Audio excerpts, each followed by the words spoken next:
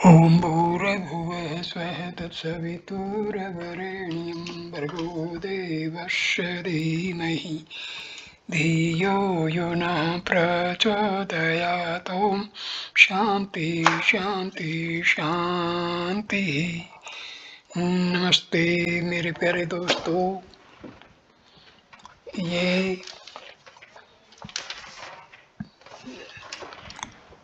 Video number 28 है महर्षि रामना से बातचीत का। वीडियो नंबर 28 जो है हम शुरू कर रहे हैं बातचीत संख्या नंबर 315 से। परिचारकों में से एक ने प्रश्न किया, श्री भगवान का कथन है सत्य तथा कल्पित दोनों एक ही हैं, यह कैसे? महर्षि, तांत्रिक तथा उनके समान अन्य व्यक्ति श्री शंकर के दर्शन को बिना ठीक प्रकार से समझे मायावाद कहकर खंडन करते हैं। शंकराचार्य का कथन क्या है? उनका कथन है, नंबर 1, ब्रह्म सत्य है। नंबर 2, जगत कल्पित है। नंबर 3, ब्रह्म ही जगत है। दूसरे कथन पर ही रुक नहीं जाते, अपितु तीसरे कथन से उसकी पूर्ति करते हैं। इसका क्या अर्थ हुआ? जगत को ब्रह्म से अलग माना जाता है और ऐसा मानना मिथ्या है। प्रतिपक्षी उनके रज्जु सर्प के दृष्टांत की ओर संकेत करते हैं। यह स्वतंत्र अध्यारोपण है। रज्जु की सत्यता मालूम होते ही सर्प की भ्रांति सदैव के लिए नष्ट हो जाती है, किंतु उन्हें प्रतिबंधी अध्यारोपण पर भी विचार करना है, जैसे मरु मरीचिका अथवा मृग तृष्णा। मृगजल को मृगजल समझ लेने के पश्चात भी वह अदृश्य नहीं होता। दृश्य दिखता है, किंतु मनुष्य जल हेतु उसकी ओर दौड़ता नहीं। श्री शंकर को दोनों दृष्टांतों के प्रकाश में समझना चाहिए। जगत कल्पित है, यह जान लेने के बाद भी संसार बराबर दिखता है। इसे ब्रह्म ही जानना चाहिए, न कि पृथक। यदि जगत भाषित होता है, तथापि यह किसको भाषित होता है? तुम्हारा क्या उत्तर है? तुम्हारा अनिवार्य उत्तर होगा आत्मा।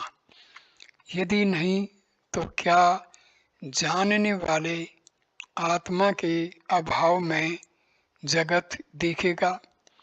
अतः आत्मा ही सत्यता है।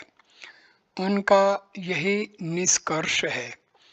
आत्म रूप में दृश्य पदार्थ सत्य हैं तथा आत्मा से पृथक कल्पित हैं। अब तांत्रिक आदि क्या कहते हैं? वे कहते हैं कि दृश्य सत्य हैं, क्योंकि वे उस सत्य के अंश हैं जिसके अंतर्गत वे भाषित होते हैं। क्या यह दोनों वक्तव्य एक ही नहीं है? मेरा सत्य तथा मिथ्या को एक ही कहने से यही आशय था। प्रतिपक्षी कहते हैं,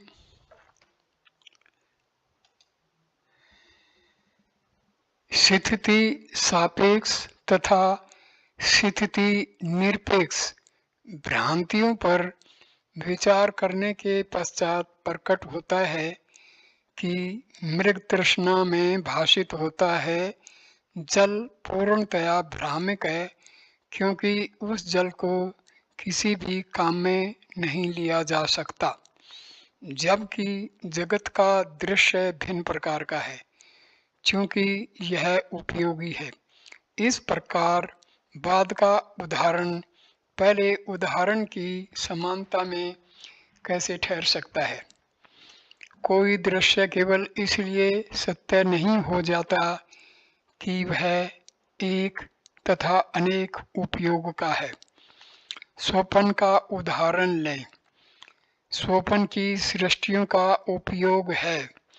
वे स्वप्न के उद्देश्य की पूर्ति करती हैं। स्वप्न का जल स्वप्न की तृष्णा का शमन करता है। तथापि जागृत अवस्था में स्वप्न सृष्टि का निषेध होता है। जागृत सृष्टि का अन्य दो अवस्थाओं में निषेध होता है, जो निरंतर नहीं है, वह सत्य नहीं हो सकता। यदि सत्य है तो वह वस्तु सदैव ही सत्य होगी। ऐसा नहीं कि थोड़े समय के लिए सत्य तथा दूसरे समय के लिए असत्य हो।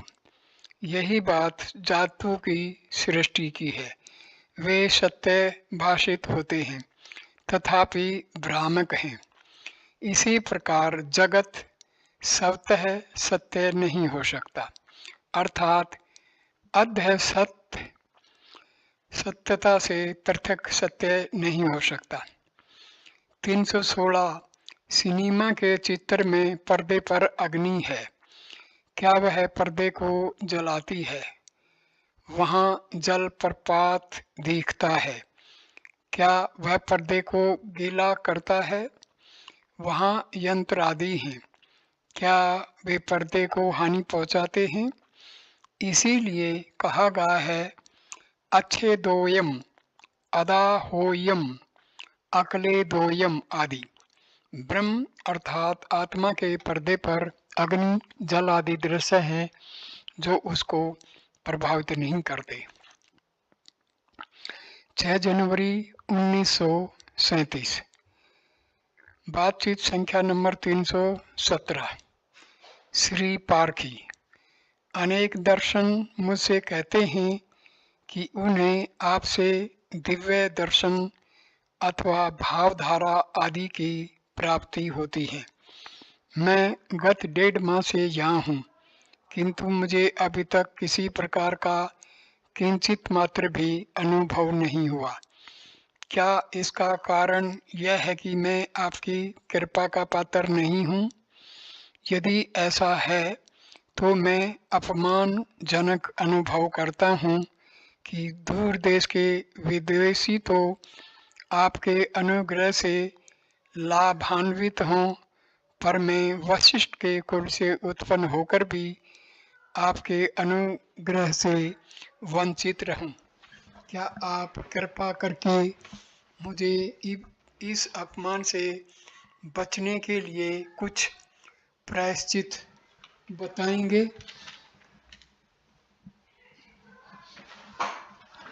महर्षि, दिव्य दर्शन भावधारा मन की अवस्था के अनुसार होते हैं। यह व्यक्तियों पर निर्भर करता है, विषयों पर नहीं। इसके अतिरिक्त इनका कोई महत्व नहीं है। महत्व मन की शांति का है। भक्त, मानसिक शांति समाधि का परिणाम है। समाधि कैसे प्राप्त करें? महर्षि, संकल्प शून्य होना ही समाधि है। सुषुप्ति में यह अवस्था विद्यमान रहती है। क्या उससे तुम्हें स्थायी शांति प्राप्त हो जाती है? भक्त, आश्रम पत्रिका में लिखा है कि समाधि आवश्यक है। महर्षि, समाधि कोई पृथक वस्तु नहीं है जिसे नवीन रूप से प्राप्त करना है। तुम्हारी सहज अवस्था समाधि की है। भक्त, किंतु मुझे इसका अनुभव नहीं होता। महर्षि, तुम्हारी विपरीत भावना ही इसमें बाधक है।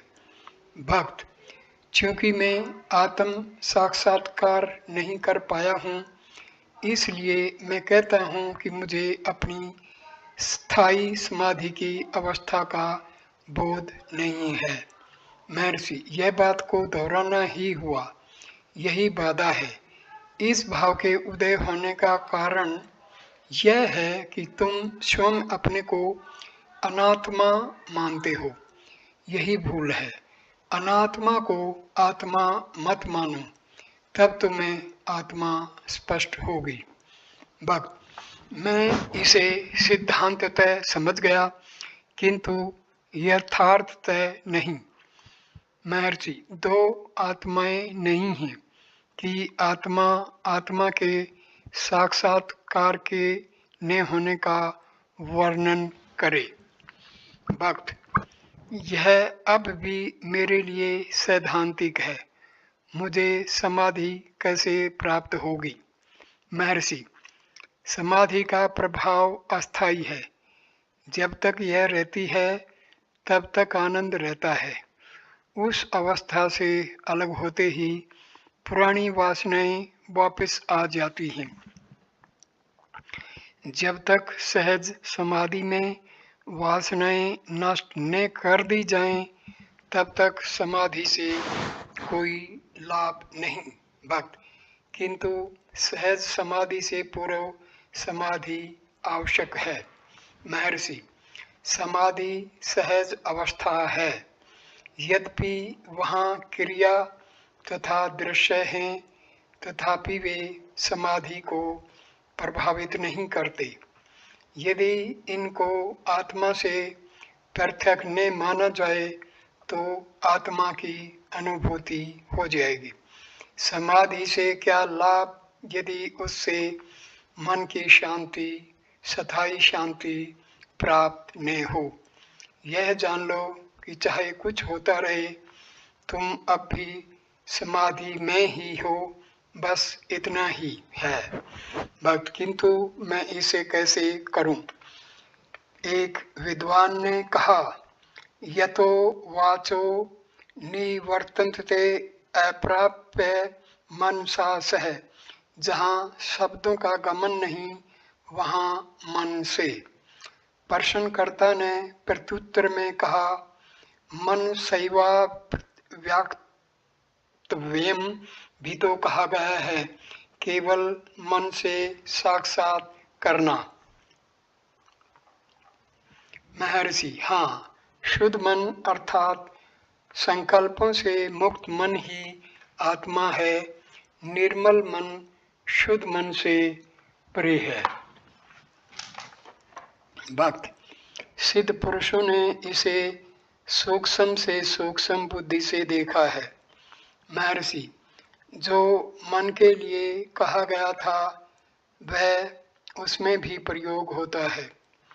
भक्त, यदि समाधि मेरी सहज अवस्था हो तो ऐसा क्यों कहा जाता है कि साक्षात्कार से पूर्व समाधि का अनुभव आवश्यक है? महर्षि, इसका आशय यह है कि व्यक्ति को अपनी नित्य समाधि अवस्था का भान होना आवश्यक है। इसके प्रति प्रमाद ही अज्ञान है। प्रमादो वही मृत्यु, प्रमाद ही मृत्यु है। भक्त, पहले से ही समाधि प्राप्ति किए बिना मैं सावधान कैसे रहूँगा? महर्षि, बहुत अच्छा। यदि तुम्हें समाधि प्राप्त करने की इतनी अधिक इच्छा है तो वह किसी भी मादक द्रव्य से हो जाएगी। परिणाम होगा नशे की आदत न की मुक्ति। समाधि में भी वासनाएं गुप्त अवस्था में विद्यमान रहती हैं। वासनाओं का नाश करना आवश्यक है। अन्य भक्त, वासनाओं के पूर्णतया नष्ट होने के पूर्व क्या आत्म साक्षात्कार संभव है? महर्षि, वासनाएं दो प्रकार की हैं। एक बंध हेतु जो अज्ञानियों को बंध कारक होती हैं। दूसरी भोग हेतु जो ज्ञानियों को सुख देती हैं। बाद की वासनाएं साक्षात्कार में बाधक नहीं। भक्त, क्या आत्मज्ञानी पुरुषों का पुनर्जन्म होता है? उदाहरण के लिए नामदेव जड़ भरत आदि का। महर्षि, जिन्होंने साक्षात्कार कर लिया है उनका पुनर्जन्म नहीं हो सकता। पुनर्जन्म बंधकारक वासनाओं से होता है, किंतु वे आत्म साक्षात्कार की अवस्था में नष्ट हो जाती हैं। भक्त, क्या हम यह माने कि वे केवल निर्विकल्प अवस्था तक पहुंच पाए थे, किंतु सहज निर्विकल्प तक नहीं? महर्षि, हाँ। भक्त, यदि केवल भोग हेतु वासनाएं साक्षात्कार की अवस्था में बाधक नहीं, तथा यदि मानव अपनी आनंद में अवस्था को विभक्त किए बिना संसार की घटनाओं का दृष्टा मात्र रहे, तो इसका अर्थ यह हुआ कि केवल आसक्ति ही बंध है। क्या मैं सही हूँ? महर्षि, हाँ, पूर्णतया आसक्ति बंध है। अहंकार के निर्हसन के साथ ही आसक्ति लुप्त हो जाती है। भक्त, कहा जाता है कि गुरु कृपा से साक्षात्कार सुलभ हो जाता है। महर्षि, गुरु आत्मा से अन्य नहीं। भक्त, श्री कृष्ण के संदीपनी गुरु थे तथा राम के वशिष्ठ थे। महर्षि, साधक के लिए गुरु बाह्य कहा जाता है। गुरु मन को अंतर्मुख करता है। चूंकि साधक बहिर्मुख होता है, उसे बाह्य गुरु से ज्ञान प्राप्त करने के लिए परामर्श दिया जाता है, जिसे वह समय पर जानता है कि वह आत्मा ही है। भक्त, क्या मुझे गुरु का अनुग्रह प्राप्त हो सकता है? महर्षि, अनुग्रह सदैव ही है। भक्त, किंतु मुझे उसकी प्रतीति नहीं होती। महर्षि, समर्पण से अनुग्रह का बोध होगा। भक्त, मैंने हृदय तथा आत्म भाव से समर्पण कर दिया है। अपने हृदय की बात में सर्वोत्तम रूप से जानता हूँ, तथापि मैं अनुग्रह अनुभव नहीं करता हूँ। महर्षि, यदि तुमने समर्पण कर दिया होता तो प्रश्न उदय नहीं होते। भक्त, मैंने समर्पण कर दिया है तो भी प्रश्न उठते हैं। महर्षि, अनुग्रह सदैव ही है। तुम्हारा निर्णय अस्थिर है। दोष अन्यत्र कहाँ हो सकता है? भक्त, मुझे समर्पण करने में सहायता प्रदान करें। महर्षि, थूमनवर ने कहा है, मुझे इतनी ज्ञान चर्चा करने तथा आपके वचनामृत श्रवण करने तथा समझने का अपूर्व अवसर मिलने के लिए आपका कृतज्ञ हूँ।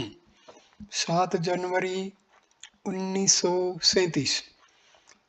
बातचीत संख्या नंबर 318। एक हिंदी भाषी सज्जन ने जिज्ञासा की कि मृत्यु के भय से किस प्रकार छुटकारा पाया। महर्षि, मृत्यु का विचार आने के पूर्व तुम यह मालूम करो कि क्या तुम्हारा जन्म हुआ था। जिसका जन्म हुआ है वही मर सकता है। सुषुप्ति में भी तुम मृतक तुल्य ही हो। मृत्यु का क्या भय? भक्त, सुषुप्ति में हम कैसे होते हैं? महर्षि, इस प्रश्न को सुषुप्ति में करो। तुम सुषुप्ति का अनुभव तभी करते हो जब जागृत होते हो। उस अवस्था का स्मरण तुम यह कहकर करते हो कि मैं आनंद पूर्वक सोया। भक्त, हम उस अवस्था का अनुभव किस यंत्र के द्वारा करते हैं? महर्षि, हम इसे अंतःकरण के विपरीत मायाकरण कहते हैं। अंतःकरण से हम अपनी अन्य अवस्थाओं में परिचित रहते हैं। एक से ही यंत्रों को भिन्न अवस्थाओं में भिन्न नाम दिया जाता है। जिस प्रकार की सुषुप्त अवस्था के आनंदात्मा को जागृत अवस्था का विज्ञानात्मा कहा जाता है। भक्त मुझे मायाकरण के द्वारा आनंद के अनुभव करने का दृष्टांत देने की कृपा करें। महर्षि, यह तुम कैसे कह सकते हो? मैं आनंद पूर्वक सोया। तुम्हारा आनंद प्रमाणित करने के लिए वहाँ अनुभव है। सुषुप्ति की अवस्था में अनुभव का अभाव हो तो जागृत अवस्था में उसकी स्मृति संभव नहीं। भक्त, स्वीकार करता हूँ, किंतु मुझे एक उदाहरण देने की कृपा करें। महर्षि, इसका वर्णन कैसे हो? यदि तुम किसी वस्तु को तलाश करने के लिए जल की डुबकी लगाओ तो तुम उसको प्राप्त करने की बात जल से बाहर आकर ही कह सकते हो। जब तक तुम जल के अंदर डूबे हो कुछ नहीं कहते। भक्त, सुषुप्ति में मुझे भय नहीं होता, किंतु अब होता है। महर्षि, दिव्यतया दिव्यं भवति भवति। भय सदैव दूसरे से ही होता है, तुम्हें किसका भय है? भक्त, देह, इंद्रिय, जगत, ईश्वर, कृतृत्व, भोग आदि की अनुभूति के कारण। महर्षि, यदि यह तुमको भयभीत करते हैं तो तुम उनको देखते क्यों हो?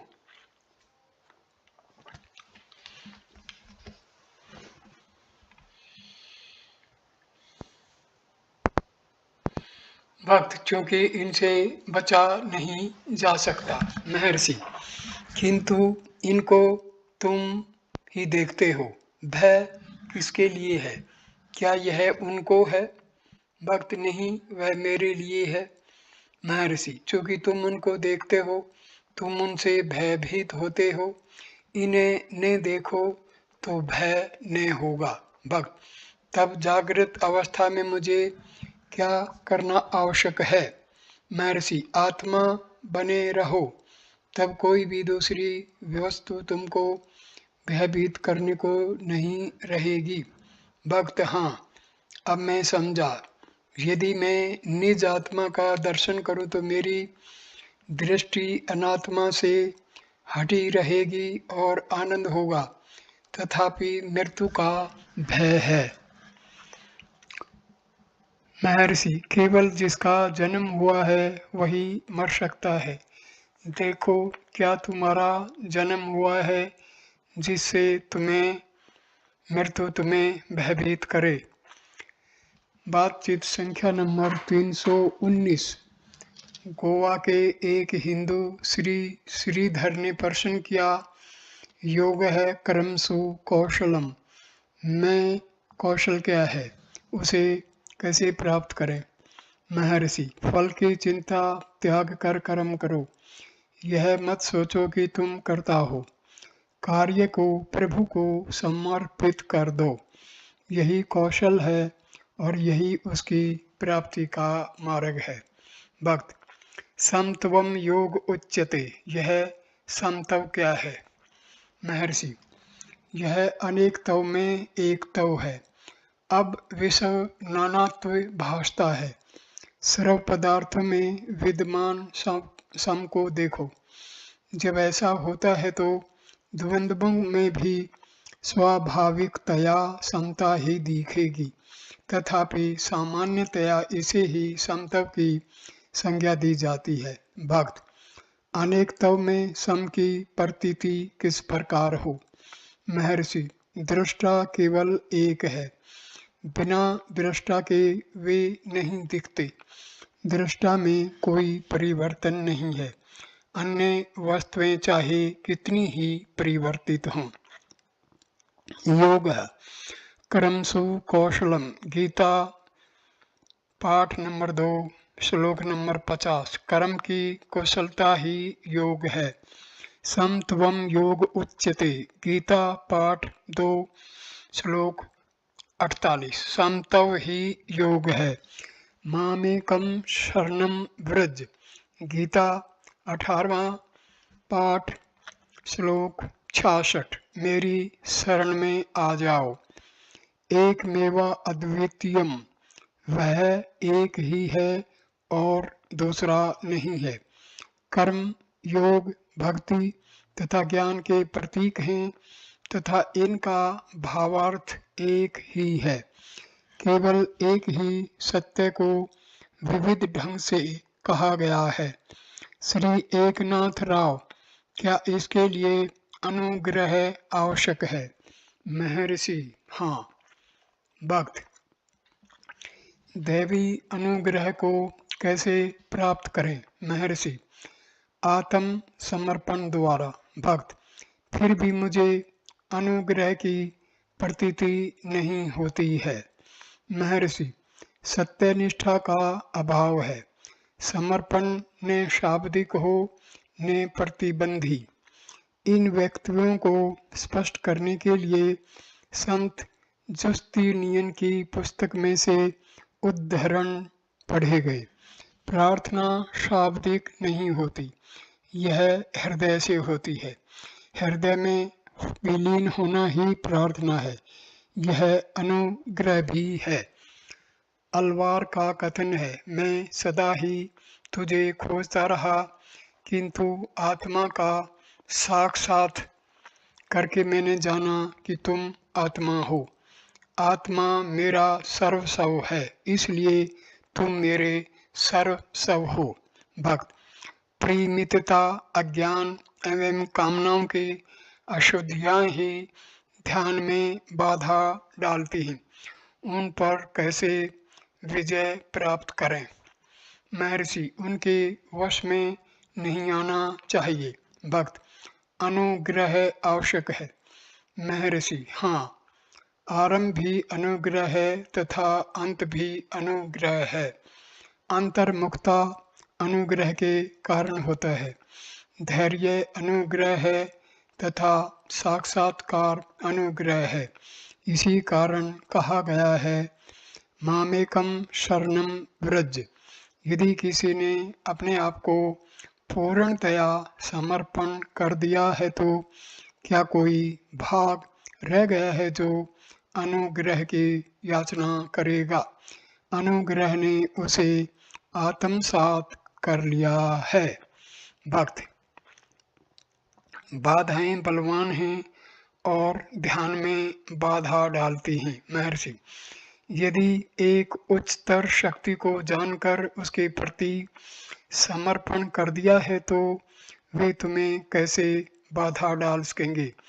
यदि तुम कहो कि वे बलवान हैं तो उनके बल के स्रोत को पकड़ लो, जिससे कि वे तुम्हें बाधा न कर सकें। बातचीत संख्या नंबर 320। एक अनौपचारिक वार्ता के मध्य महर्षि ने संकेत किया कि आत्म साक्षात्कार केवल योग्य पात्र के लिए ही संभव है। ज्ञान के उदय होने के पूर्व वासनाओं का निरसन करना आवश्यक है। ज्ञान का उदय होने के लिए जनक तुल्य होना होगा।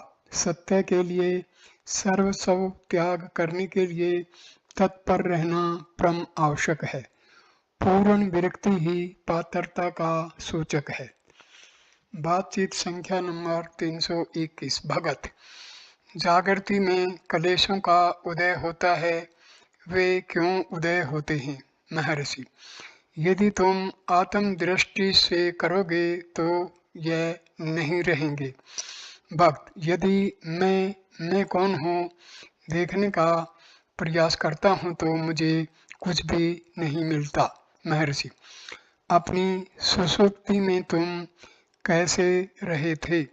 उस समय अहम वृत्ति नहीं थी तथा तुम सुखी थे, जबकि जागृत में मूल संकल्प में भाव उदय होने पर अनेक संकल्प अंकुरित होते हैं और वह सहज प्रसन्नता को ढक देते हैं। इन संकल्पों से मुक्त हो जाओ जो आनंद में बाधक हैं। आनंद तुम्हारी सहज अवस्था है, जैसा तुम्हारी सुषुप्ति में स्पष्ट था। भक्त, मैंने अपनी सुषुप्ति के अनुभव के विषय में कुछ नहीं जानता। महर्षि, किंतु तुम यह जानते हो कि वह आनंद था, अन्यथा तुम यह नहीं कहते कि मैं सुख पूर्वक सोया। जब संकल्प नहीं है, मैं नहीं है और वास्तव में तुमसे अन्य कुछ नहीं है, तब तुम सुखी रहते हो। यही पूर्ण सत्य है। महावाक्य तत्वमसि का यथार्थ में यही भाव है। तुम वही हो, अपने को जानो, तब उसका पता लगता है। भक्त, वह ब्रह्म कैसे है?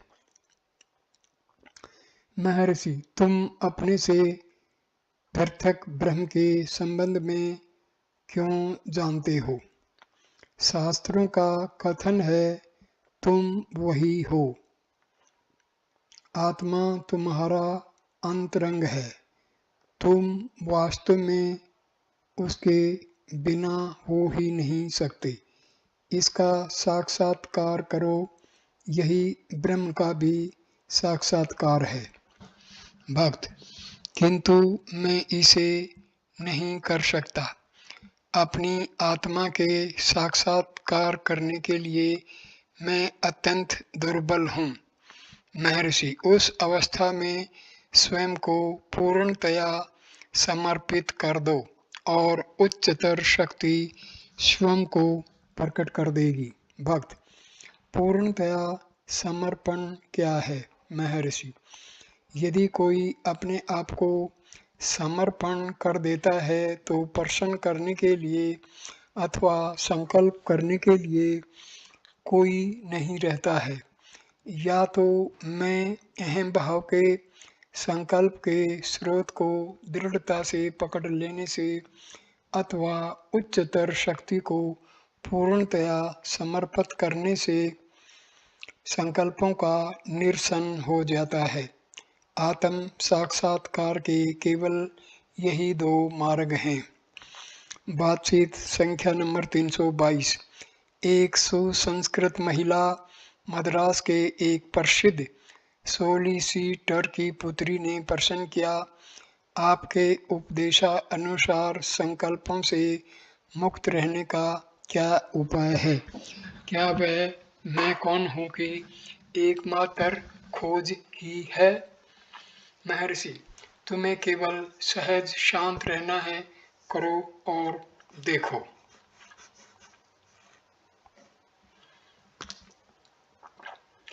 भक्त, यह असंभव है।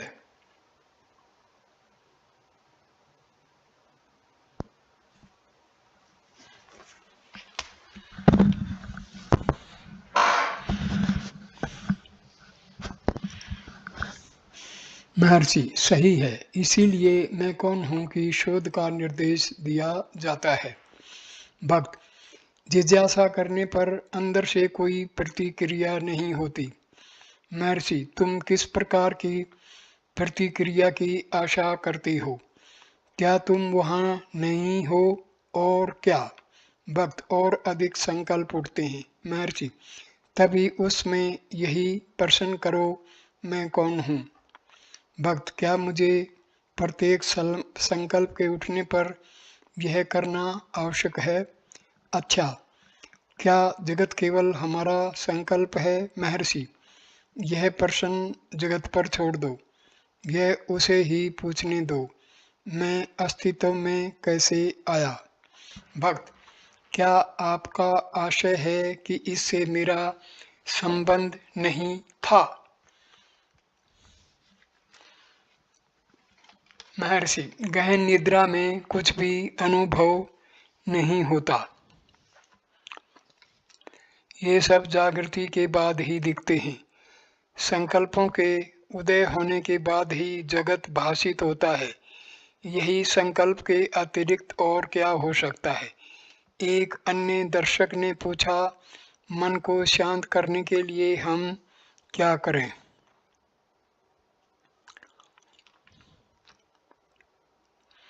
महर्षि, पहले मन को पकड़कर यहाँ लाया जाए, तब हम उसको शांत करने के उपाय एवं साधन पर विचार करेंगे। भक्त, मेरा भाव यह था कि यह सदैव चंचल रहता है, जब हम जप करते हैं तब भी।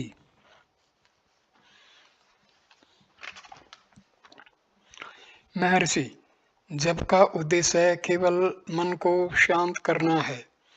भक्त, इस हेतु कौन सा जप उत्तम है? महर्षि, कोई भी उपयुक्त, जैसे गायत्री। भक्त, क्या गायत्री से हो जाएगा? महर्षि, क्या इससे श्रेष्ठ कोई है? जो इसे करने में समर्थ नहीं है, वे ही अन्यत्र मंत्र खोजते हैं। सत्य का पूर्ण अक्षेत्र इसके अंतर्गत आ जाता है। जब से ध्यान होगा और यही आत्म साक्षात्कार का मार्ग है। भक्त, क्या इसके लिए आधा घंटा पर्याप्त होगा? महर्षि, यह सदा करना आवश्यक है, अथवा जितनी देर तक तुम कर सको। बातचीत संख्या नंबर 323। अरुणाचल अष्टक के छठे छंद को स्पष्ट करते हुए श्री भगवान ने इस प्रकार कहा। पूर्व के छंद में अंतिम शब्द में प्रश्न किया गया है, क्या एक ही है? वर्तमान छंद के प्रारंभिक शब्द में उत्तर है, हाँ, केवल एक ही है। आगे कहा है, यद्यपि यह एक ही है, तथापि अपनी अद्भुत शक्ति से यह लघु बिंदु में अहम वृत्ति पर प्रतिबिंबित होता है, जिसे अविद्या अथवा संचित सुप्त संस्कार भी कहते हैं। यह प्रतिबिंबित प्रकाश सापेक्ष ज्ञान है। यह मनुष्य के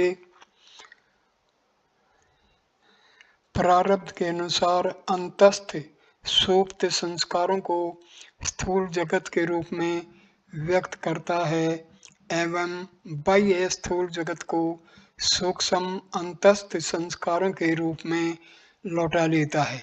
इस शक्ति को सूक्ष्म स्तर पर मन तथा भौतिक स्तर पर मस्तिष्क कहा जाता है। यह मन अथवा मस्तिष्क उस शाश्वत अद्वितीय वस्तु के विस्तारक के रूप में कार्य करता है और उसे विस्तृत जगत के रूप में प्रदर्शित करता है। जागृत तथा सोपन की अवस्थाओं में मन बहिर्मुखी रहता है तथा सुषुप्ति में अंतर्मुखी रहता है। मन के माध्यम से परब्रह्म जागृत तथा सोपन की अवस्थाओं में अनेक रूपों में भासता प्रतीत होता है तथा सुषुप्ति अथवा मूर्छा आदि की दशा में वापस लौट आता है। अतः तुम केवल वही हो एवं अन्यथा नहीं हो सकते। कुछ भी परिवर्तन हो, तुम अद्वितीय वस्तु ही रहते हो, तुम्हारे अतिरिक्त कुछ नहीं। महर्षि, इसके पूर्व का छंद कहता है, फोटो की प्लेट जब एक बार सूर्य के प्रकाश से खराब हो जाती है, तब उस पर चित्र अंकित नहीं होता। इसी प्रकार तुम्हारा मन आत्म प्रकाश की ज्योति से प्रकाशित होकर फिर जगत रूपी चित्र अंकित नहीं कर सकता। यह सूर्य तुम ही हो। यदि उसकी रश्मियाँ ही इतनी बलवती हैं कि चित्र लेना असंभव कर देता है, तो आत्म प्रकाश कितना अधिक बलवान होगा। इस प्रकार यह कहा जाता है कि अद्वितीय वस्तु जो तुम हो, अर्थात तुमसे परे और कुछ भी नहीं है। वर्तमान छंद में लघु बिंदु, जो कि देहा अभिमान तम से निर्मित लघु बिंदु गुप्त संस्कार युक्त अहंकार दृष्टा अथवा देखने वाला अथवा उदय होने वाला अहम व्यक्ति यह दृश्य पदार्थ अथवा अंतःकरण के रूप में विस्तार पाता है। अहम भाव के उदय होने के लिए प्रकाश का मंद होना आवश्यक है। दिन के प्रकाश में रज्जु सर्प भाषित नहीं होती। गहन अंधकार में तुम्हें रस्सी भी नहीं दिख सकती, अतः उसे भूल से सर्प मानने की संभावना नहीं है।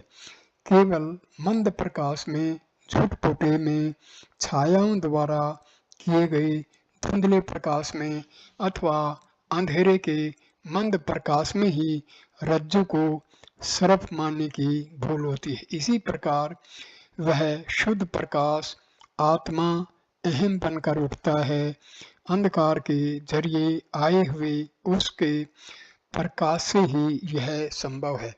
इसको ही मूल अविद्या कहते हैं। उसके साथ होकर जो प्रकाश आता है उसे प्रतिबिंबित प्रकाश कहते हैं।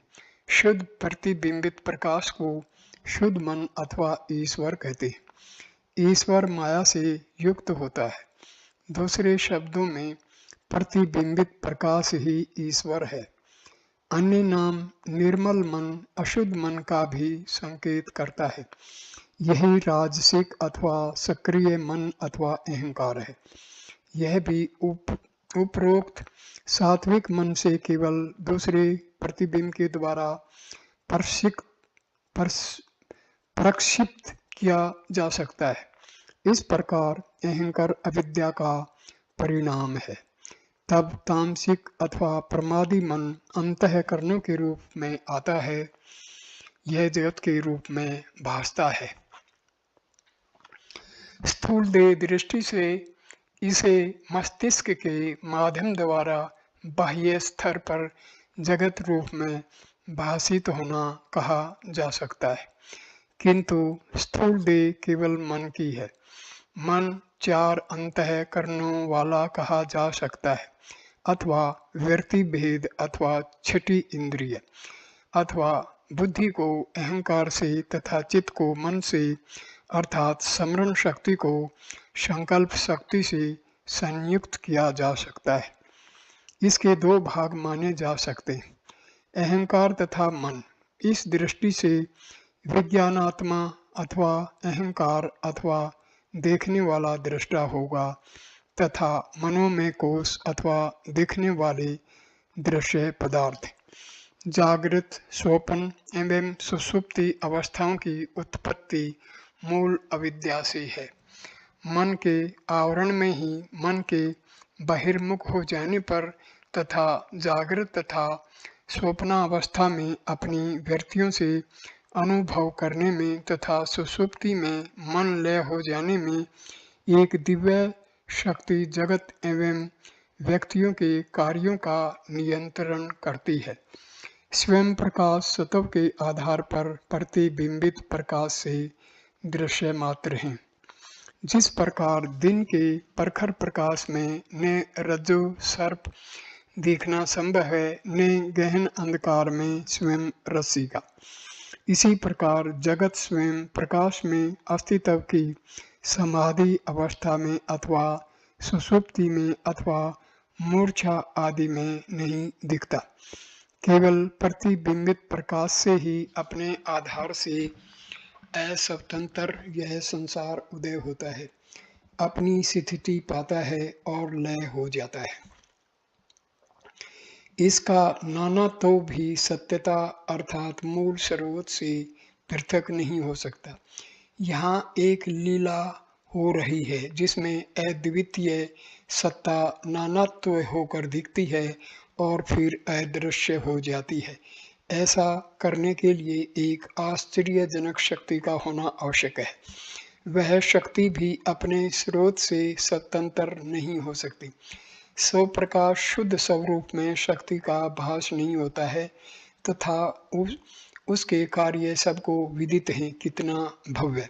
इसके प्रारंभिक दिव्य स्पंदन से सात्विक स्फुरण विद्वान होते हैं और वहाँ से राजसिक अहंकार और तब तामसिक वृत्तियाँ उदय होती हैं, जिन्हें सामान्यतया वृत्ति ज्ञान कहते हैं, अथवा प्रकाश जो आवर्धक कांच मैग्नीफाइंग लेंस के अनुसार है।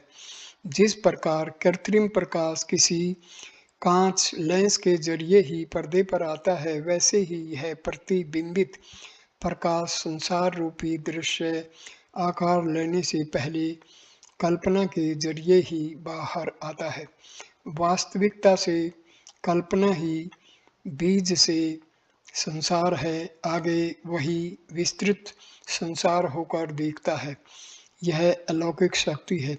इस प्रकार ईश्वर, जीव तथा सब संसार यह प्रतिबिंबित प्रकाश मात्र हैं और इन सब का आधार केवल वह स्वयं प्रकाश सद्वस्तु ब्रह्म है। अब यह मैं, कल्पना, अहंकार क्या है? व्यवहार में यह दृष्टा है अथवा दृश्य। जहाँ तक जागृति में एवं स्वप्न में यह सब दृश्य का साक्षी बनता है, अथवा हम तो इसे साक्षी मानते ही हैं, इसलिए इसको दृष्टा मानना ही पड़ेगा। तथापि शुद्ध आत्मा के साक्षात्कार के उपरांत यह दृश्य हो जाएगा। यह अहम कल्पना किसकी है? यह खोज ही विचार कहलाता है। मैं और यह दोनों ही उस प्रकाश से उत्पन्न होते हैं। वे दोनों कर्म से रजोगुण व तमोगुण के संबंध से हैं। रज और तम से रहित वह प्रकाश पाने के लिए यह मैं और मेरी कल्पना की टूट से रहित अखंड मैं होकर प्रकाशित होना चाहिए। यह शुद्ध स्थिति सुषुप्ति और जागृति के बीच में अक्षणिक होकर रहती है। यदि इसको बढ़ाएं तो यह महत बुद्धि या ईश्वर है। स्वप्रकाश में सर्वोत्तम आत्मा के साक्षात्कार का एकमात्र यही मार्ग है। सुषुप्ति में दो प्रकार के अनुभव होते हैं, जिसका जागने के बाद ऐसा स्मरण होता है कि मैं सुख से सोया था और अन्य कुछ भी नहीं जानता था। सुख और अज्ञान ये वे अनुभव हैं। इस प्रकार हम शक्ति को एक आवरण और दो विक्षेप रूप में होते देखते हैं और मन उस विक्षेप का ही परिणाम है। 10 जनवरी 1937 कुछ संस्मरण। बातचीत संख्या नंबर 324। नंबर 1। सकंद आश्रम में निवास करते समय श्री भगवान ने अपने से लगभग 10 फुट दूर एक लघु किंतु लंबे आकार का सफेद टिड्डा देखा।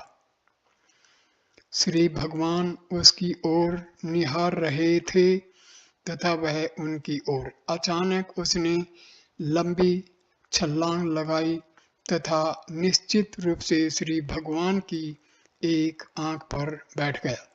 श्री भगवान ने तुरंत आंख बंद कर ली, जिससे उसे चोट नहीं पहुंची।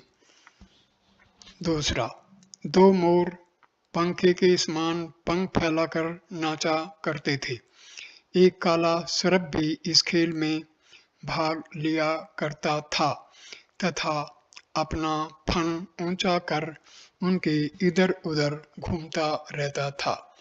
तीसरा, श्री भगवान का कथन है कि मोर जैसे ही एक हरे गिरगिट को देखता है, सीधा उसके पास जाकर विनम्र भाव से गिरगिट के समक्ष अपनी ग्रीवा रख देता है।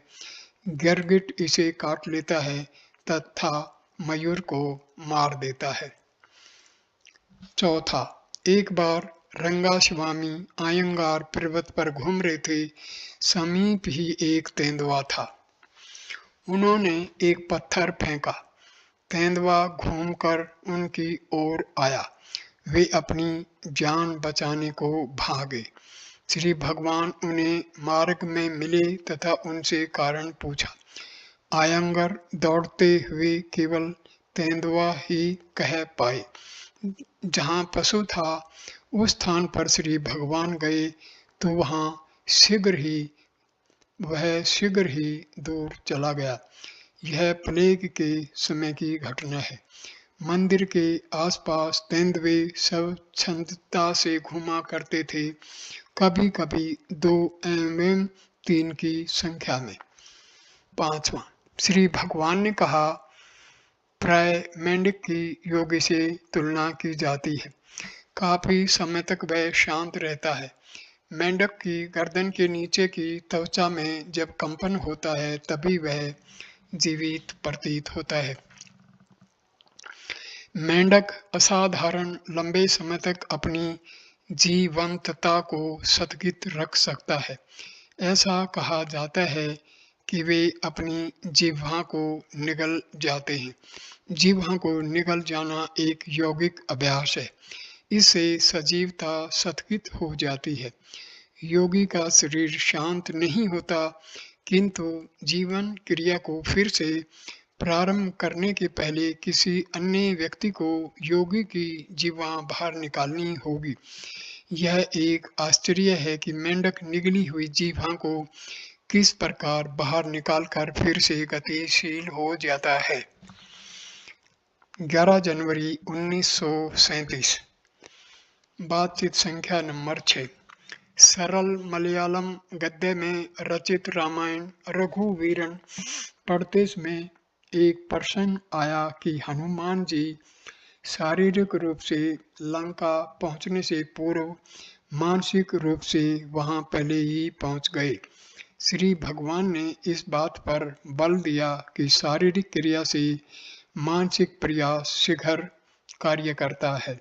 7वां, श्री भगवान ने निम्न अद्भुत घटना सुनाई।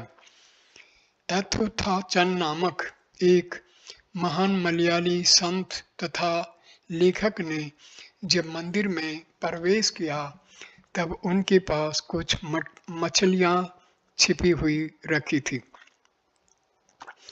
किसी शत्रु ने मंदिर में पूजा अर्चना करने वाले भक्तों को इसकी सूचना दे दी। संत की तलाशी ली गई और उसे राजा के समक्ष प्रस्तुत किया गया। राजा ने प्रश्न किया, तुम मंदिर में मछली क्यों ले गए? उसने उत्तर दिया, इसमें मेरा दोष नहीं है, मैंने इन्हें वस्त्रों में छिपा रखा था। दूसरे ने मछली को मंदिर में प्रकट किया। दोष प्रकट करने में है। देह के अंतर्गत मल को अपवित्र नहीं माना जाता, किंतु मलो उत्सर्ग कर देने पर उसे अपवित्र माना जाता है। इसी प्रकार यह भी है। 12 जनवरी 1937। बातचीत संख्या नंबर 325। गुंटूर जिले के श्री राम शास्त्री ने श्री भगवान पर 8 श्लोक रचे और उनको हार्दिक भाव से पढ़कर सुनाया। तदुपरांत शास्त्री ने मार्गदर्शन के लिए प्रार्थना की। मैं संसारी हूँ, अतएव ज्ञान मार्ग का अधिकारी नहीं हूँ। संसार के कार्यकलाप मुझे विचलित कर रहे हैं। कृपया मेरा मार्गदर्शन करें, मैं क्या करूं? महर्षि, भगवान का चिंतन करो। संसार के कार्यकलाप उसे किस प्रकार विचलित करेंगे? तुम तथा उसके अंतर्गत हैं। तुम तथा वे उसके अंतर्गत हैं। भक्त, क्या मैं नाम स्मरण करूं? मैं किस नाम का जप करूं? महर्षि, तुम राम शास्त्री हो, इस नाम को सार्थक करो, राम के साथ एक रूप हो जाओ। 13 जनवरी 1937। बातचीत संख्या नंबर 326। दीर्घ काल से रहते हुए एक परिचारक के प्रश्न के उत्तर में श्री भगवान ने कहा, प्रत्येक व्यक्ति मन की चंचलता की शिकायत करता है। मन की खोज कर लेने पर ही उन्हें मालूम होगा। यह सत्य है कि जब व्यक्ति ध्यान करने के लिए बैठता है तब अनेक संकल्प आकस्मिक आक्रमण करते हैं। मन केवल संकल्पों का समूह है। संकल्पों की श्रृंखला में से निकलने का प्रयास असफल होता है। यदि व्यक्ति किसी भांति आत्मा में स्थिर रह सके तो उत्तम है। जो ऐसा करने में समर्थ नहीं है उनके लिए जप अथवा ध्यान निर्धारित किया जाता है।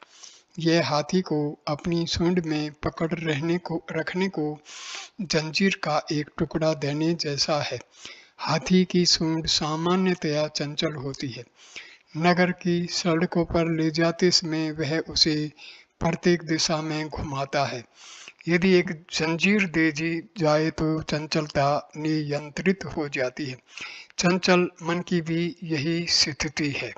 यदि उसे जप अथवा ध्यान में संलग्न रखा जाए तो दूसरे विचार नहीं रहते तथा मन एक ही विचार पर एकाग्र हो जाता है। इस प्रकार यह शांत हो जाता है। इसका अर्थ यह नहीं है कि लंबे अभ्यास के बिना शांति प्राप्त हो जाती है। अन्य संकल्पों से भी संघर्ष करना होगा।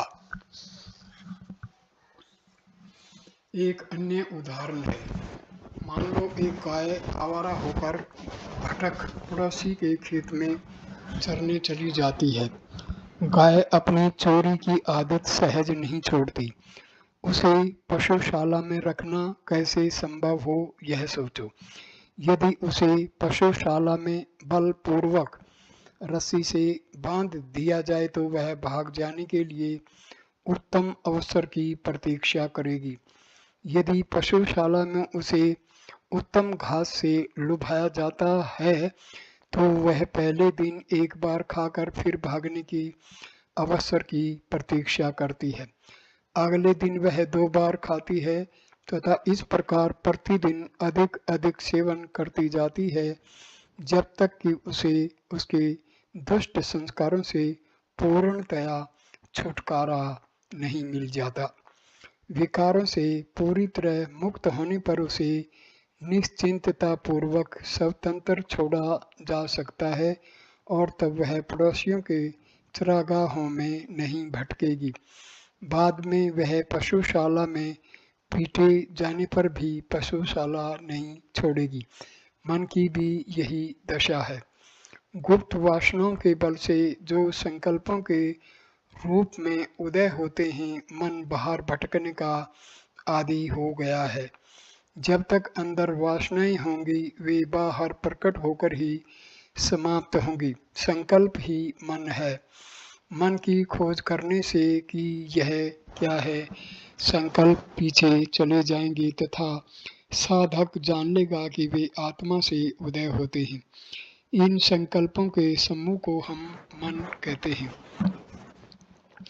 यदि व्यक्ति को यह अनुभूति हो जाए कि संकल्प आत्मा से उदय होते हैं और अपने मूल स्रोत में रहते हैं तो मन लुप्त हो जाएगा। जब मन का अस्तित्व समाप्त हो जाता है और शांति के आनंद की अनुभूति हो जाती है तब व्यक्ति का एक संकल्प करना उतना ही कठिन हो जाता है जितना कि उसे इस समय समस्त संकल्पों का रोकना कठिन प्रतीत होता है। यहाँ मन उस गाय के समान है जो आवारा होकर भटक रही है। संकल्प पड़ोसियों के चरागाह के समान है। संकल्पों से शून्य अवस्था उसकी अपनी सहज अवस्था है जो पशुशाला के समान है। शांति का परमानंद इतना श्रेष्ठ है कि उसमें बाधा कदापि नहीं पड़नी चाहिए। गहरी नींद में सोए हुए व्यक्ति को जगाकर उसके काम में लगाना उसको बहुत बुरा प्रतीत होता है। गहन निद्रा का आनंद इतना अधिक आकर्षक है कि उसे संकल्पों से उत्पन्न कार्यों को करने के लिए बलिदान नहीं किया जा सकता। संकल्प शून्य अवस्था जीव की सहज अवस्था है जो आनंद में है।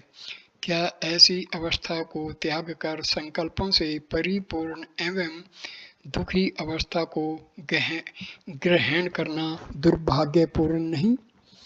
यदि व्यक्ति संकल्प शून्य अवस्था में रहना चाहता है तो संघर्ष अनिवार्य है। जीव को मूल सहज अवस्था की पुनः प्राप्ति के लिए अपना मार्ग खोजना ही होगा। यदि व्यक्ति अपनी साधना में सफल होता है और उसे लक्ष्य की प्राप्ति हो गई तो शत्रु अर्थात समस्त संकल्प आत्मा में शांत होकर पूर्णतया लुप्त हो जाएंगे। संकल्प ही शत्रु हैं। ये ही एक प्रकार से जगत की सृष्टि करते हैं। उनके अभाव में न जगत है न सृष्टिकर्ता ईश्वर। आत्मा आनंद केवल है। जब प्रहलाद समाधिस्थ था, विष्णु भगवान ने स्वयं अपने आप किया। इस असुर के समाधिस्थ होने से समस्त असुर शांति में हैं। न युद्ध है, न शक्ति परीक्षा, न सत्ता की पिपासा, न सत्ता प्राप्ति के साधन। सत्ता की प्राप्ति के इन साधनों के अभाव में योग यज्ञादि अर्थात देवता समृद्ध नहीं हो रहे हैं। न नवीन सृष्टि है, न किसी स्थिति का औचित्य ही है। इसलिए मैं उसको जागृत कर दूंगा, तब असुर उठ खड़े होंगे। उनके मूल स्वरूप की अभिव्यक्ति होगी। देवता उन्हें चुनौती देंगे, तभी असुर आदि शक्ति अर्जित करेंगे तथा उसको प्राप्त करने का साधन अपनाएंगे। तदुपरांत यज्ञादि की उन्नति होगी, देवताओं का उत्कर्ष होगा, उत्तरोत्तर सृष्टि होगी, युद्ध होगा तथा मेरे पास करने को पर्याप्त होगा। इस हेतु विष्णु ने प्रहलाद को जागृत कर उसे शाश्वतता एवं जीवन मुक्ति का वर दिया। देवासुर संग्राम पुनः प्रारंभ हो गया तथा प्राचीन व्यवस्था पुनः स्थापित हो गई और इस प्रकार जगत अपने नित्य स्वरूप में चला आ रहा है। भक्त स्वयं ईश्वर असुर जगत को जागृत कर कैसे सतत युद्ध कर सकते थे? क्या उत्तमता ही ईश्वर का स्वभाव नहीं है? महर्षि, उत्तमता केवल तुलनात्मक है। उत्तम में निकृष्ट भी रहता है। वे सदैव साथ साथ रहते हैं। वे दोनों एक दूसरे के विरोधी हैं। बातचीत संख्या नंबर 327। कक्षा में श्रोता अत्यंत एकाग्रता से सुन रहे थे। उनमें से श्री भगवान का एक वास्तविक भगत इतना प्रभावित हुआ कि वह तुरंत स्तब्ध हो गया। बाद में उसने अपने अनुभव का इस प्रकार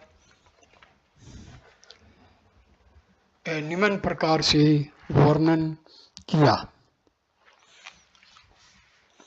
मैं बहुत समय से आश्चर्य कर रहा था कि धारा कहाँ से आरंभ होती है, देह से अथवा अन्य स्थान से। अचानक मेरी देह सूक्ष्म होते होते लुप्त हो गई। मैं कौन हूँ की खोज अत्यंत स्पष्ट एवं प्रबल वेग से चलती रही। केवल मैं की ध्वनि होती रही, केवल एक अपरिमित विस्तार और कुछ नहीं। कक्ष की घटनाओं का मुझे धुंधला आभास था।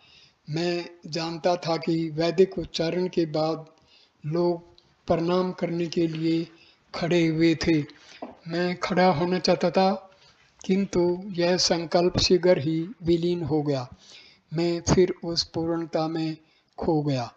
यह अनुभव बार बार बना रहा जब तक कि मुझे श्री भगवान की वाणी ने सुनाई दी। उससे मैं होश में आ गया। तब मैं खड़ा हुआ और मैंने प्रणाम किया। आधे घंटे से अधिक समय तक यह एक आश्चर्यजनक भावना बनी रही। मैं इसे बोल नहीं सकता। अब भी यह मेरे ऊपर छाई हुई है। श्री भगवान उसके शब्द सुनकर कुछ समय तक चुप रहे। तत्पश्चात उनके अधरों से कुछ विचार निकले। कोई देह से बाहर निकलना प्रतीत होता हो, किंतु स्वयं देह भी हमारे संकल्प मात्र से अधिक कुछ भी नहीं है। संकल्प के अभाव में कोई देह संभव नहीं है तथा देह के अभाव में कोई अंदर जाना या बाहर जाना संभव नहीं। तथापि स्वभाव के कारण बाहर जाने की भावना उदय होती है। वर्षा में ओले के कण समुद्र के तल पर गिरने पर पिघल कर जल, लहर, झाग आदि में परिवर्तित हो जाते हैं। इस प्रकार सूक्ष्म बुद्धि लघु बिंदु अहंकार के रूप में हृदय से उदय होकर विस्तार पा पुनः हृदय में प्रवेश कर उसके साथ एक रूप हो जाती है। यद्यपि जिस प्रकार समुद्र व्यापक है उसी प्रकार दूध भी व्यापक है, पर क्या तुम उसको समुद्र के आकार के बराबर मुख से पी सकते हो? उसको पीने के लिए सूक्ष्म केशिका सिराओं का उपयोग आवश्यक है। वैष्णव संत नम्मलवर का कथन है, तुम केवल मेरी आत्मा हो। इसका क्या भाव है? अपनी आत्मा की अनुभूति के पूर्व में आपकी खोज में घूमता फिरता था। अब अपनी आत्मा की अनुभूति कर मैंने जाना कि तुम ही मेरी आत्मा हो। यह विशिष्टाद्वैत में किस प्रकार ठीक बैठेगा, इसको इस प्रकार समझना आवश्यक है। मेरी आत्मा में व्यक्त होकर तुम अंतर्यामी रहते हो।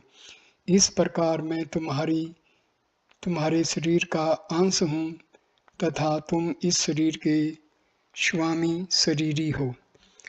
अपनी स्वयं की देह को निज आत्मा न समझकर इसका त्याग कर देने के बाद कोई भी किसी दूसरे की ईश्वर की देह क्यों बनेगा? यदि एक देह आत्मा नहीं है तो अन्य देह भी अनात्मा होगी। विशिष्टा अद्वैतवादियों का मत है कि आनंद का अनुभव प्राप्त करने के लिए व्यक्तित्व का होना आवश्यक है। व्यक्तित्व अर्थात अहम भाव को नष्ट नहीं करना चाहिए। विचित्र आत्मा देह नहीं है, आत्मा देह नहीं है, किंतु तुम्हारी आत्मा ईश्वर की देह हो जाती है। क्या यह हास्या शब्द नहीं है? अथवा यदि तुम अपने को भगवान को समर्पण कर देते हो तो तुमने अपने आप को उनके सुपुर्द कर दिया। अब तुम उनके हो, अब अपने नहीं हो।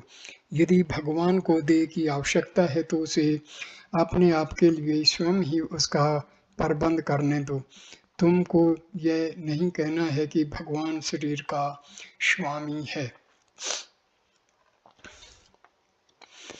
17 जनवरी 1937। बातचीत संख्या नंबर 328। एक यूरोप निवासी सज्जन ने नपे तुले शब्दों में स्पष्ट तथा धीरे कहना आरंभ किया। संसार के कार्यकलापों में फंसकर मनुष्य परिणाम स्वरूप क्यों कष्टों को भुगतते हैं? क्या उन्हें स्वतंत्र नहीं होना चाहिए? यदि वे आध्यात्मिक जगत में हों तो उन्हें अधिक स्वतंत्रता होगी। महर्षि, जगत केवल आध्यात्मिक है क्योंकि तुम अपने आप की भौतिक शरीर से तादात्म्यता कर रहे हो। तुम इस जगत को भौतिक तथा दूसरे जगत को आध्यात्मिक कह रहे हो, जबकि जो भी है वह सब आध्यात्मिक ही है। भक्त, क्या विदेह आत्माओं की गहरी अंतर्दृष्टि है एवं अधिक स्वतंत्रता का उपभोग करते हैं? महर्षि, क्योंकि तुम स्वयं ही इस देह से तादात्म्यता करते हो, तुम देह से मुक्त आत्माओं को आत्मा कह रहे हो।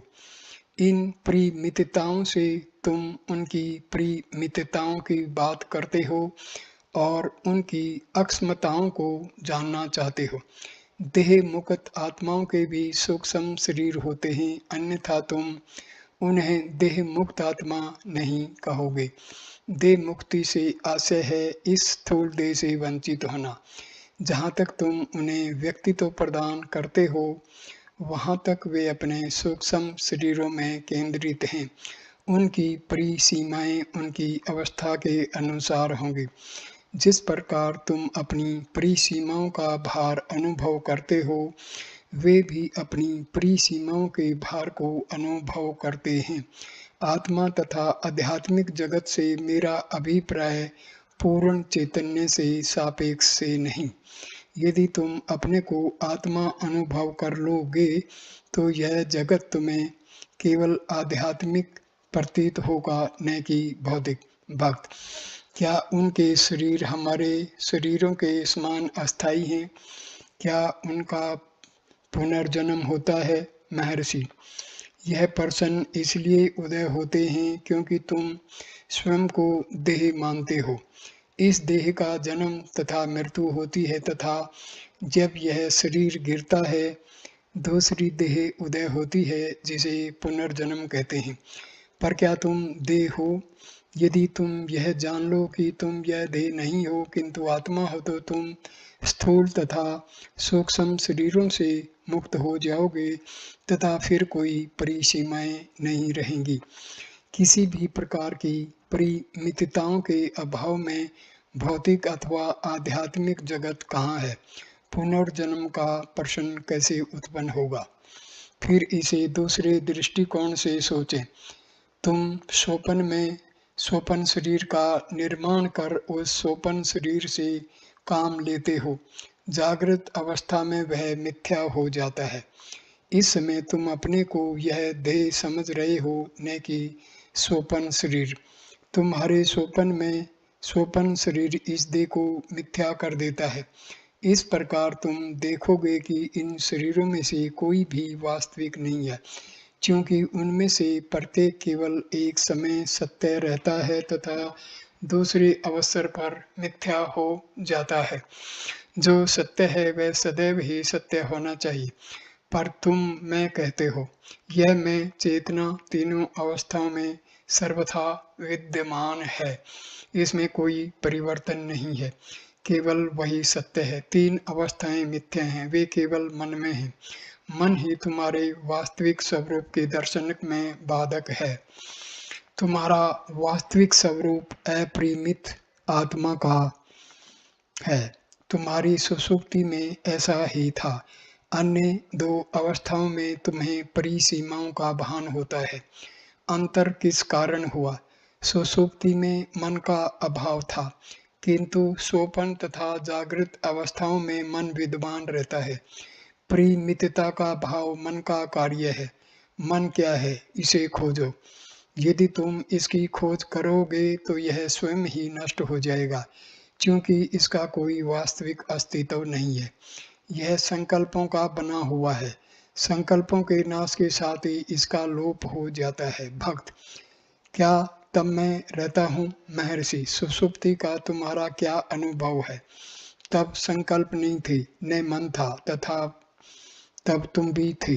भक्त, जब मैं ध्यान करने का प्रयास करता हूँ, तब मैं अपने मन के भटकने के कारण ऐसा नहीं कर पाता हूँ। मुझे क्या करना चाहिए? महर्षि, तुम्हारे प्रश्न में ही उत्तर निहित है। पहले प्रश्न का प्रथम भाग लें। तुम कहते हो तुम ध्यान करते हो, परंतु सफल नहीं होते। तुम से अर्थ है आत्मा। तुम ध्यान किस पर करते हो? तुम असफल कहाँ होते हो? क्या आत्माएं दो हैं? एक आत्मा दूसरी पर ध्यान करे। इस प्रकार असफलता की शिकायत करने वाला आत्मा कौन सा है? दो आत्माएं हो ही नहीं सकती, केवल एक आत्मा है, उसे ध्यान करना आवश्यक नहीं है। तब आनंद क्यों नहीं है? तुम पूछते हो। सुषुप्ति में तुम जो आत्म रूप हो, उसको वैसे ही रहने में क्या बाधा है? तुम स्वयं स्वीकार करते हो कि वह चंचल मन है। मन की खोज करो। यदि उसका भटकना बंद हो जाए, वह आत्मा अर्थात जो तुम्हारा वास्तविक मैं भाव है वही रहेगा। वही पूर्ण चैतन्य है। यह ज्ञान तथा अज्ञान से परे है। भक्त, मैं बहुत व्यस्त रहता हूँ, इसलिए एकाग्रता का अभ्यास करने के लिए कम समय मिलता है। क्या इसके लिए कोई साधन है? क्या प्राणायाम उत्तम है? महर्षि, प्राण तथा मन एक ही स्रोत से उदय होते हैं। प्राणायाम से अथवा मन की खोज से स्रोत तक पहुंचा जा सकता है। यदि तुम मन की खोज करने में असमर्थ हो तो प्राणायाम निसंदेह उपयोगी होगी। श्वास की गति पर जागरूक रहने से प्राणायाम हो जाती है। यदि मन को बाहरी दृश्य से हटाकर मन पर ही केंद्रित किया जाए तो संकल्प नष्ट हो जाएंगे। इसका परिणाम होगा शांति, और वही तुम्हारा वास्तविक स्वरूप है। राजा जनक का कथन है, मैंने अब चोर अथवा मन को खोज लिया है जो मुझसे मेरे असली मैं से हटाता रहता है। मैं इस चोर को तुरंत खत्म कर दूंगा। संकल्पों के कारण अक्षोभ से आत्मा निज शांति में वंचित प्रतीत होती है। अक्षोभ ही मन है। अक्षोभ समाप्त हो जाने से मन पलायन कर जाता है। आत्मा ही अटल आधार बना रहता है। एक अन्य व्यक्ति बीच में बोल उठा, मन ही मन को मारेगा। महर्षि, हाँ, यदि मन हो, इसकी खोज से यह प्रकट होता है कि इसकी सत्ता नहीं है। जिसका अस्तित्व ही नहीं है उसे कैसे मारा जा सकता है। भक्त, क्या मौखिक जप से मानसिक जप श्रेष्ठ नहीं है? महर्षि, मौखिक जप में ध्वनि होती है। ध्वनि संकल्प से होती है, क्योंकि शब्दों में विचार व्यक्त करने से पूर्व विचार करना ही होगा। संकल्प मन का निर्माण करते हैं, इस कारण मौखिक जप से मानसिक जप श्रेष्ठ है। भक्त, क्या हमें जप का मनन करते हुए उसे मौखिक रूप से नहीं दोहराना चाहिए? महर्षि, जब जप मानसिक हो जाए तब उसके उच्चारण की क्या आवश्यकता है? जप मानसिक होकर ध्यान बन जाता है। ध्यान एवं मानसिक जप एक ही हैं। जब वृत्त के संकल्प नष्ट होकर अन्य समस्त संकल्पों के अभाव में केवल एक ही विचार रहता है, तब उसी को ध्यान कहते हैं। जप अथवा ध्यान का उद्देश्य विभिन्न संकल्पों को हटाकर अपने को केवल एक ही विचार पर सीमित करना है। तदुपरांत वह विचार भी अपने स्रोत शुद्ध चैतन्य अथवा आत्मा में विलीन हो जाता है। मन जप में संलग्न होकर फिर अपने स्रोत में विलीन हो जाता है। भक्त, ऐसा कहते हैं कि मन मस्तिष्क से उत्पन्न होता है। महर्षि, मस्तिष्क कहाँ है? यह शरीर में है। मैं कहता हूँ देह ही मन की कल्पना है। जब तुम देह का विचार करते हो तभी तुम मस्तिष्क की चर्चा करते हो।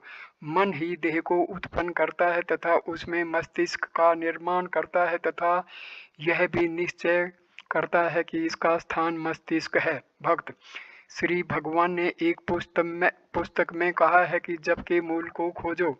क्या इसका मन से आशय नहीं है? महर्षि, ये सब केवल मानसिक कल्पनाएं हैं। जब मन को एक विचार पर टिकाने में सहायता करता है। अन्य समस्त संकल्पों को पहले अधीनस्थ किया जाता है जब तक वे लुप्त न हो जाएं। जब यह मानसिक हो जाता है तब इसे ध्यान कहते हैं। ध्यान तुम्हारा वास्तविक स्वरूप है। क्योंकि यह प्रयास से पर्याप्त होता है, अतः उसे ध्यान कहते हैं। जब तक व्यर्थ के संकल्प होते हैं प्रयास आवश्यक है। क्योंकि तुम अन्य संकल्पों में रहते हो, तुम केवल एक ही विचार पर स्थिर होने को ध्यान कहते हो। यदि वह ध्यान बिना प्रयास के हो जाए, वह तुम्हारा वास्तविक स्वरूप होगा। इस पॉइंट पर मैं इस वीडियो को यहाँ पर विराम देता हूँ। अगला वीडियो नंबर 29 हम शुरू करेंगे बातचीत संख्या नंबर 329 से। धन्यवाद मेरे दोस्तों, नमस्ते।